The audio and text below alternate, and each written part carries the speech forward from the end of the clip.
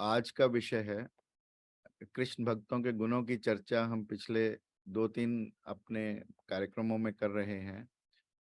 आज हम 17वें और 18वें श्लोक की चर्चा करेंगे।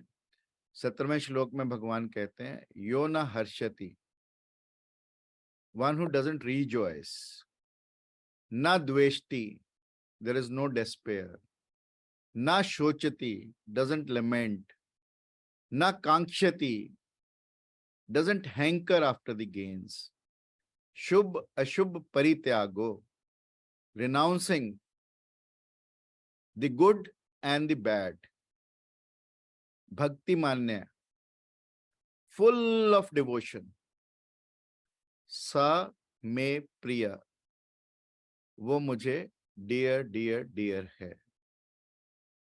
समय शत्रु, 18वें श्लोक में भगवान कहते हैं, समय शत्रु च मित्रो च तथा मान अपमान्यो, शीत ओषण सुख दुख है, समय संग विवर्जित है। भगवान चर्चा करते आ रहे हैं कि उस व्यक्ति में क्या क्या गुण होने चाहिए मेरे भक्त में, और जो मुझे प्रिय होगा उसके क्या क्या गुण होने चाहिए। निश्चित रूप से भगवान हमारे अंदर एक बदलाव लाने की चेष्टा कर रहे हैं। निश्चित रूप से यदि हम सद्गुणों से परिपूर्ण होंगे, यदि हम एक अच्छे इंसान होंगे, तो हमारा प्रोफेशन चाहे कुछ भी हो, तो हम गुड से ग्रेट हो सकते हैं। और ये सद्गुण कोई ओवरनाइट हमारे अंदर नहीं आते, धीरे धीरे धीरे हमारे व्यक्तित्व में समाहित होते चले जा रहे हैं। But then you have to experience a lot to get them. और बिना एक्सपीरियंस के हम किसी भी पोजीशन पर जाकर ये रियलाइज ही नहीं कर पाते कि दूसरे की फीलिंग्स क्या हैं। एक सम्राट था, उससे एक फकीर ने उसके शहजादे को 1 साल के लिए मांगा कि उसको ट्रेनिंग देना चाहता है। राजा भी बड़ा प्रसन्न हुआ कि स्वयं से, अपने आप से कोई किसी को ट्रेनिंग देना चाहता है, कोई किसी को सिखाना चाहता है, कोई किसी को कुछ बताना चाहता है, तो why not. He readily agreed कि मैं अपने पुत्र को 1 साल के लिए इस फकीर को सौंपता हूं, ताकि वो एक अच्छा इंसान और इस दुनिया की शिक्षा लेकर आ सके। साल का आखिरी दिन है, राजा ने पूरी तैयारी कराई कि आज मेरा बच्चा शिक्षित और दीक्षित होकर एक अच्छा राजकुमार महल में वापस आ रहा है। तो महलों को पूर्ण रूप से सजाया गया, पूर्ण रूप से रोशनी की गई और पूर्ण रूप से लोग बुलाए गए, ताकि राजकुमार का स्वागत एक अच्छे ढंग से हो सके। सब तैयारी में हैं, उत्सुकता से प्रतीक्षा कर रहे हैं कि राजकुमार आने वाला है। और इतने में वो लोग देखते हैं कि एक लड़का सिर पर गठड़ी रखे, राजकुमार जैसा, परंतु साथ में फकीर है तो उन्हें लगा ये राजकुमार ही है। परंतु इसके हालात क्या हैं? कपड़े फटे हुए, सिर पर इसने, फकीर ने अपनी गठड़ी रखवा रखी है और राजमहल के अंदर ले आया। राजा को बहुत गुस्सा आया कि मेरे बेटे की ये हालत इसने कैसे कर दी और क्यों कर दी। अंदर मन में चल रहा है। और जैसे ही राजा क्रोधित हुआ तो फकीर ने कहा, देखो अभी आराम से बैठो, सूर्यास्त नहीं हुआ, आज का दिन मेरे पास है तुम्हारे बेटे को शिक्षित करने के लिए, इसलिए तुम बीच में नहीं आओगे। Raja had no other alternative but to sit back and watch. फकीर ने कहा, अभी तो हुआ ही क्या, अभी तू देख। उसने उसका कुर्ता उतारा राजकुमार का और उस पर कोड़े बरसाने शुरू किए। राजा के सामने उसके बेटे को कोड़े लग रहे हैं, राजा नहीं जानता क्यों लग रहे हैं। राजा की मुट्ठियां भिज गई, क्रोध से पूरा भर गया, उठने लगा अपने सिंहासन से। तो बाकी वजीरों ने रोका कि रुक, इंतजार कर।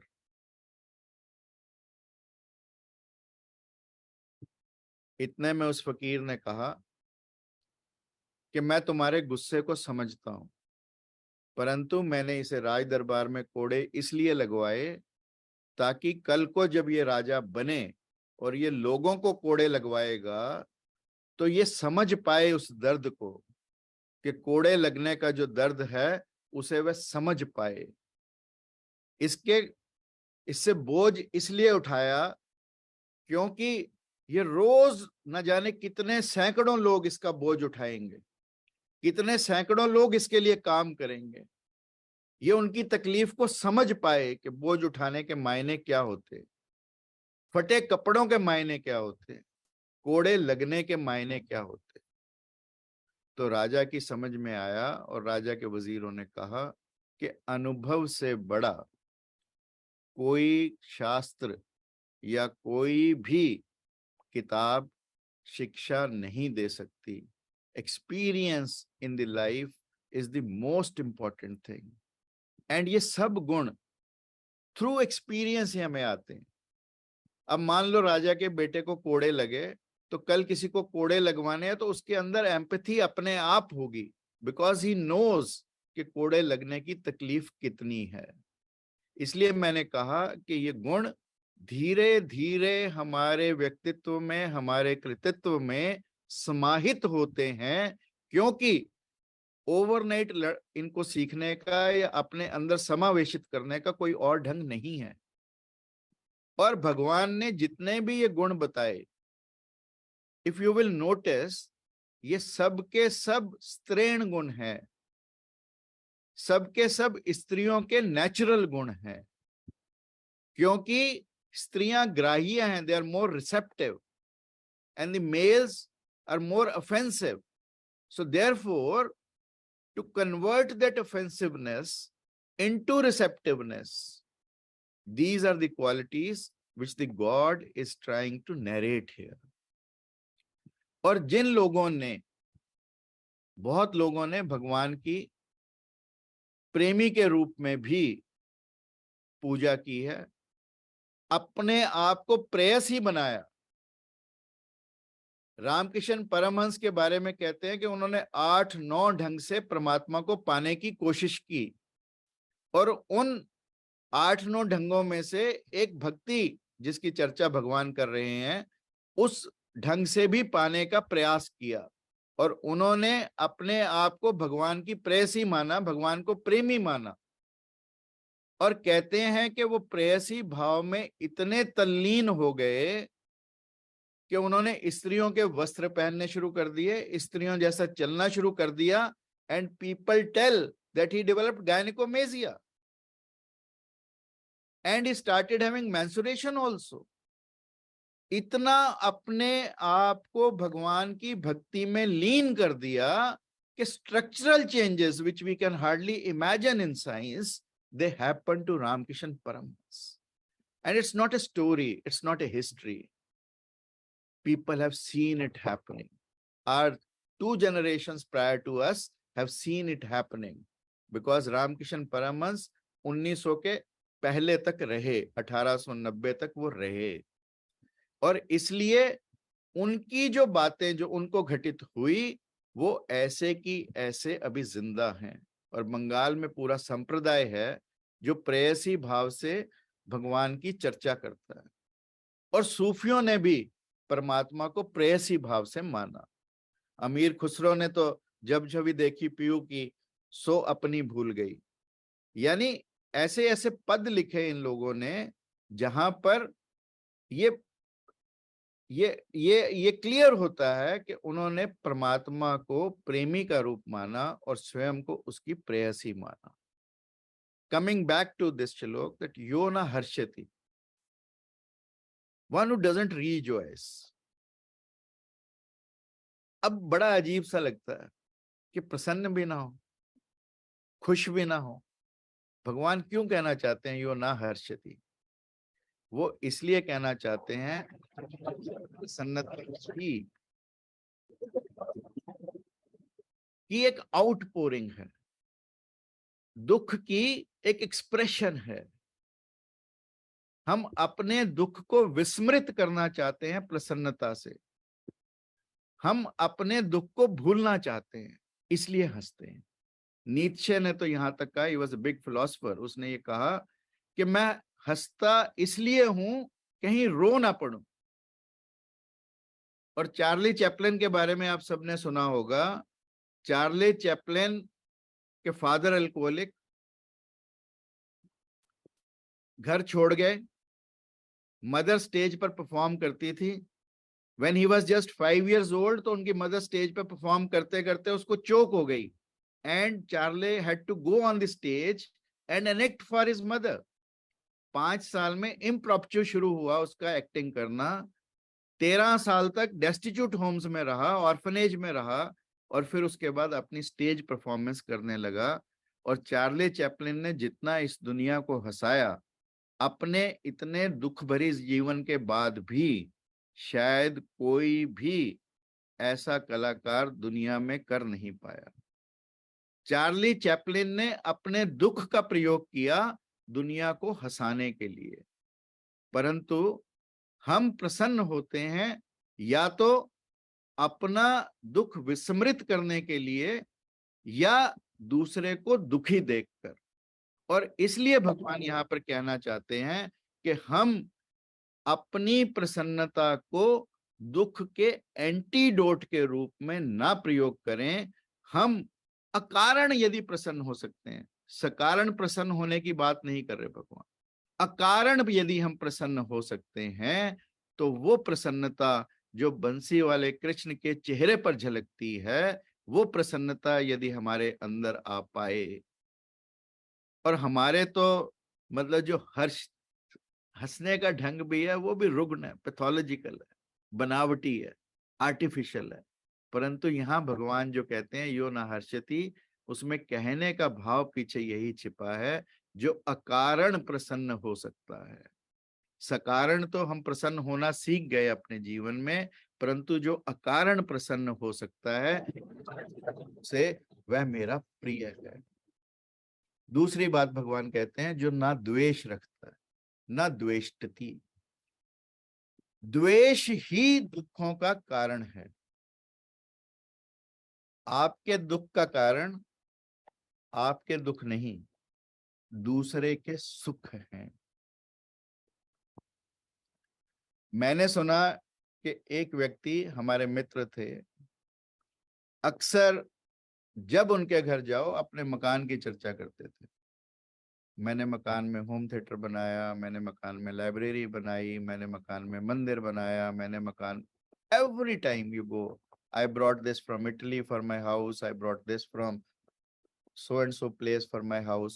These kinds of things he used to mention. And 3-4 साल हो गए ये बातें सुनते, तो एक दिन जब उनके घर में बैठना हुआ तो उन्होंने अपने घर की चर्चा बिल्कुल नहीं की। We all were surprised कि आज घर की चर्चा क्यों नहीं। जो व्यक्ति अपने घर की रोज डींगे मारता था, आज कहने को घर के बारे में कुछ भी नहीं, अचानक ऐसा बदलाव कैसे।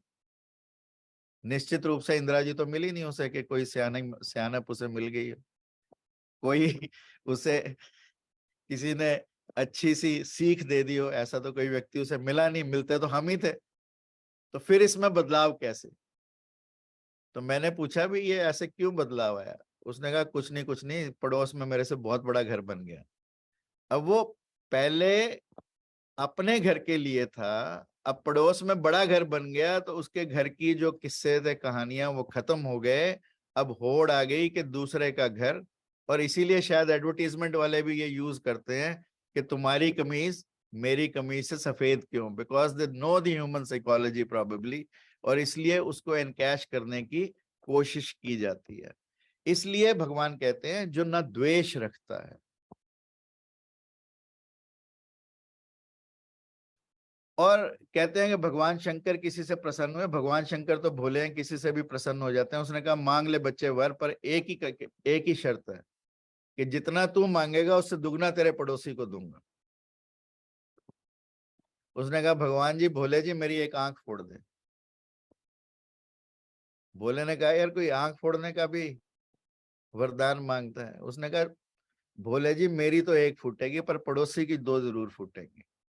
सो दैट इज द काइंड कि भी हमें जो द्वेष है वो नहीं रखना और दूसरे के सुख में सुखी होना सीखना है। But we always feel that grass is greener on the other side and that is how we start becoming jealous also. इसलिए भगवान ने पहले कहा था सर्व आरंभ त्यागी, के इससे पहले हमारे अंदर कोई बीज बोए किसी की और बात का, हमें उसको वहीं पर रोकना है।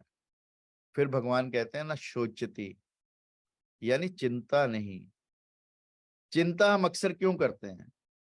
चिंता या तो हम पास्ट को लेकर करते हैं या फ्यूचर को लेकर करते हैं। और चिंता होती ही इसीलिए है because we do not know how to live in the present. And if we start learning to live in present तो चिंता अपने आप समाप्त हो जाएगी। और हमारी प्रॉब्लम क्या है? या तो हम अपने पास्ट की जुगाली करते रहते हैं, पास्ट के बारे में बार बार चर्चा करते रहते हैं, या जो भविष्य जो अभी आया ही नहीं है उसकी चिंता करने लगते हैं। मैंने तो सुना एक आदमी डाइवोर्स के ऑफिस में कोर्ट में पहले पहुंच गया। उसने कहा कि तेरी शादी को कितने साल हो गए? कहता शादी तो अभी होनी है। तो उसने कहा भी फिर तो डाइवोर्स कोर्ट में क्या करने आया? कहता मैं पहले ही पूछ लूं भी यहाँ पे क्या क्या होता है। यानी अभी शादी हुई नहीं है, डाइवोर्स की चिंता पहले है। So that is the kind of attitude we have started having. So therefore चिंता को भगवान कहते हैं आपने नहीं करनी। The more you go into the past or the more you dream about the future, both conditions are going to harm you. So try to live in the present moment, try to catch the present moment, और कभी चिंता आपको सताएगी नहीं, because वर्तमान ही चिंता मुक्त है, वर्तमान ही चिंता शून्य है, वर्तमान ही चिंतन शून्य है, और वर्तमान ही निश्चिंत है। इसलिए वर्तमान में रहना हमारे लिए बहुत इंपॉर्टेंट है। और फिर चौथी भगवान बात कहते हैं, जो ना कामना करता है, ना कांक्षती, कामना नहीं करता। अब कामना कैसी हो? अगर यदि हम भगवान पर सब कुछ छोड़ देंगे तो निश्चित रूप से कामनाएं हमें सताती नहीं है। और there was a saint called Sophia. कहीं से 3 पैसे मिल गए, 3 पाउंड मिल गए होंगे इंग्लैंड में। And she started dancing and announced that tomorrow I am going to start the construction for the temple of the god. लोगों ने कहा पागल हो गई क्या?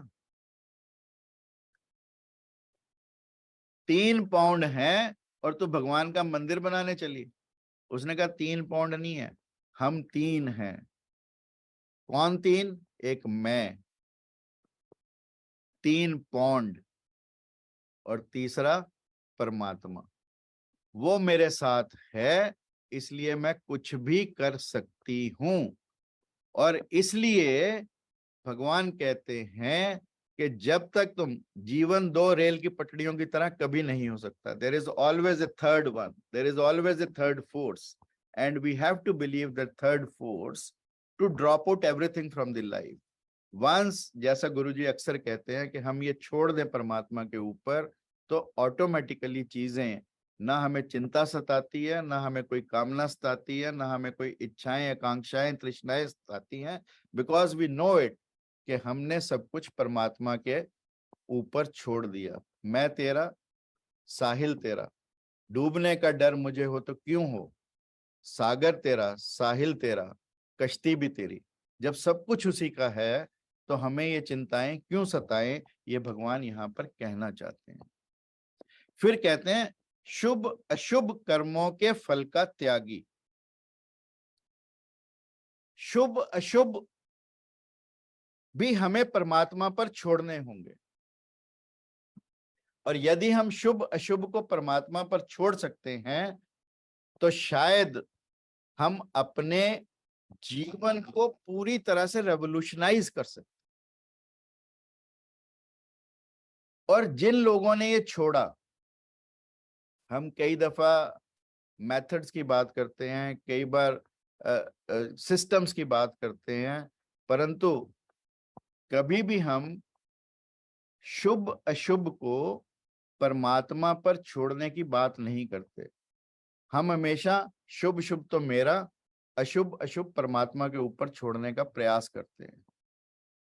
और जब जब हम परमात्मा पर दोनों चीजों को नहीं छोड़ते, शुभ हुआ तो परमात्मा की कृपा, अशुभ हुआ तो भी जो उसने किया उसको प्रसाद रूप में हम स्वीकार करें।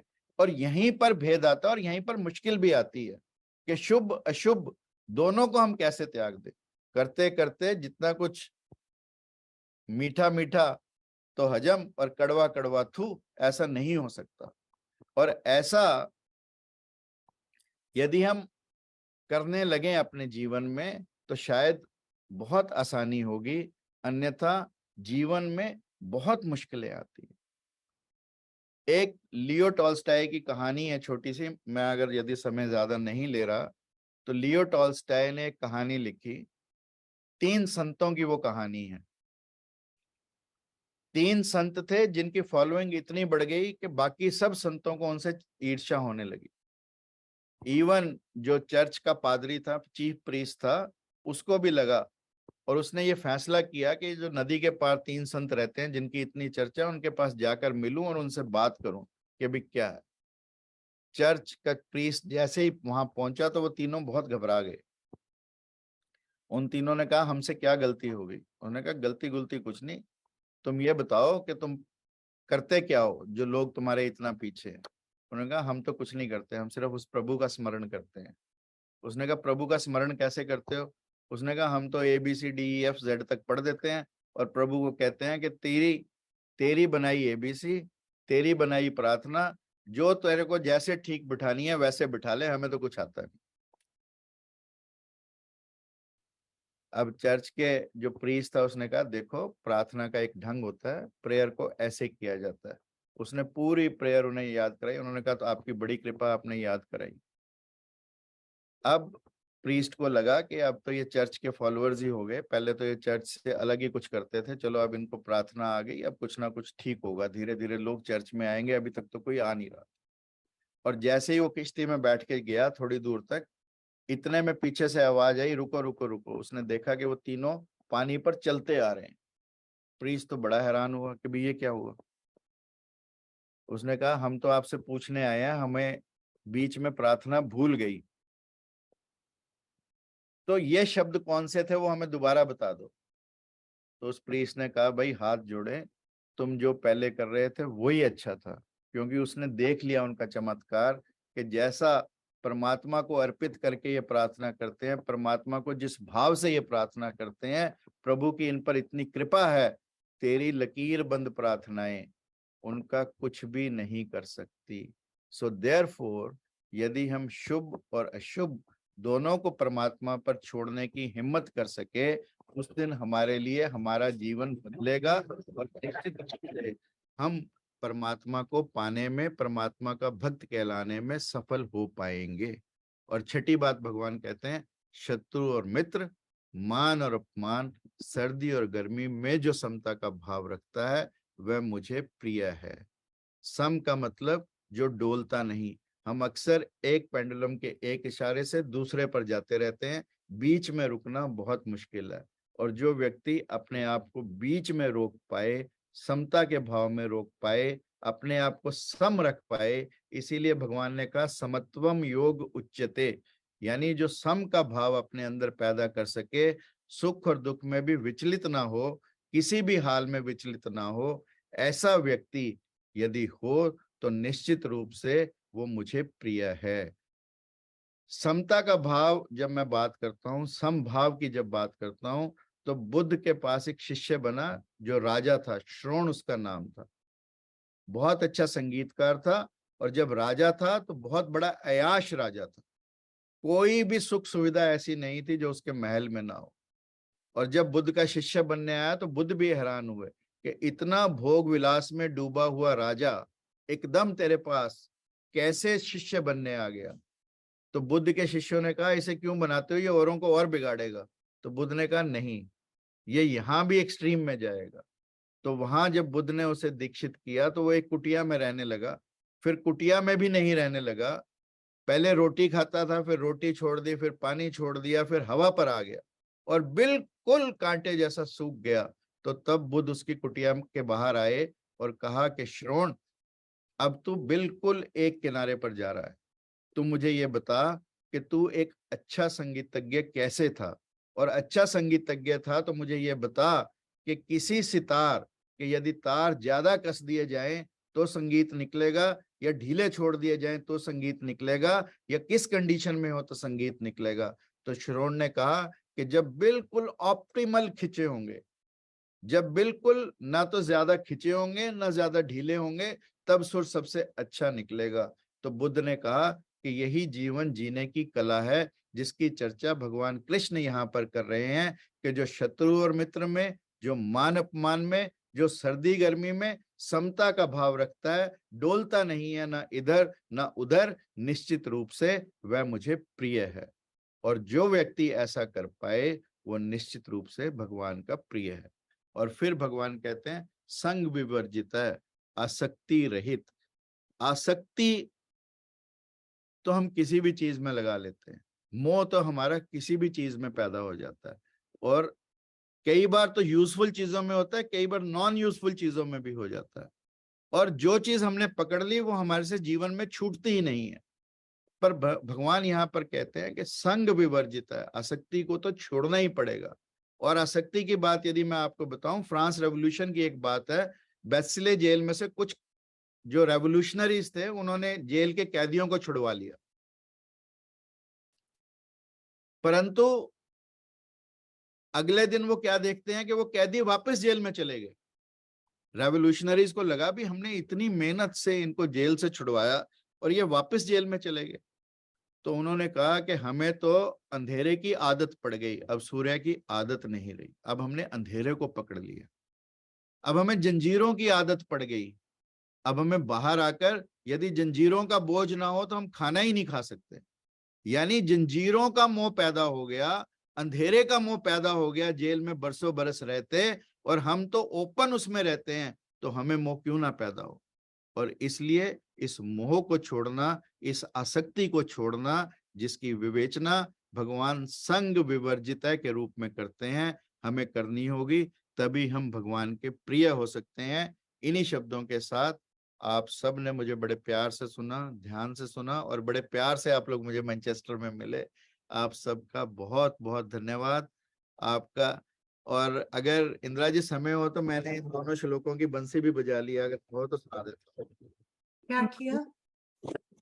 बंसी बजा दी है श्लोकों की।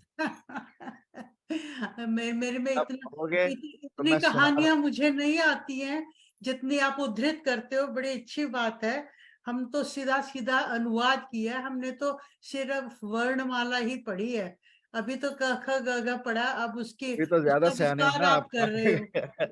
काका आप का उसका अपने आप विस्तार जोड़ कर रहे दिया। हो। जो खुशी से मगरूर होता नहीं, जो द्वेष किसी से रखता नहीं, जो सोच में ज्यादा रहता नहीं, जो सहता है गम और रोता नहीं, जो चाह किसी चीज की करता नहीं, जो नतीजों की परवाह करता नहीं, जो शुभ अशुभ को अपने पर लेता नहीं, वह भक्त है मेरा ये जान लो, वह प्रिय है मेरा ये मान लो। कृष्ण भक्तों के गुणों की चर्चा तो चलती रहेगी, बंसी बंसी तो बंसी तो बजती आपकी रहेगी। बजती रहेगी, गीता गीता का का ज्ञान। ज्ञान सुनाती रहेगी। और अगला श्लोक है, जो दुश्मन को यार कहता रहे, जो दुश्मन को यार कहता रहे, जो कांटों को गुलजार कहता रहे, जो संभाव से सदा चलता रहे, जिसे चिंता सर्दी गर्मी की नहीं, जिसे चिंता मान अपमान की नहीं, रखता है जो किसी में आसक्ति नहीं, रखता जो कोई दुर्भाव नहीं, वह भक्त है मेरा यह जान लो, वह प्रिय है मेरा ये मान लो। कृष्ण भक्त के गुणों की चर्चा तो चलती रहेगी, बंसी बंसी तो तो कृष्ण कृष्ण की की बजती बजती रहेगी। बहुत रहेगी, सुंदर, और बहुत सुंदर लिखा ज्ञान है। सुनाती रहेगी।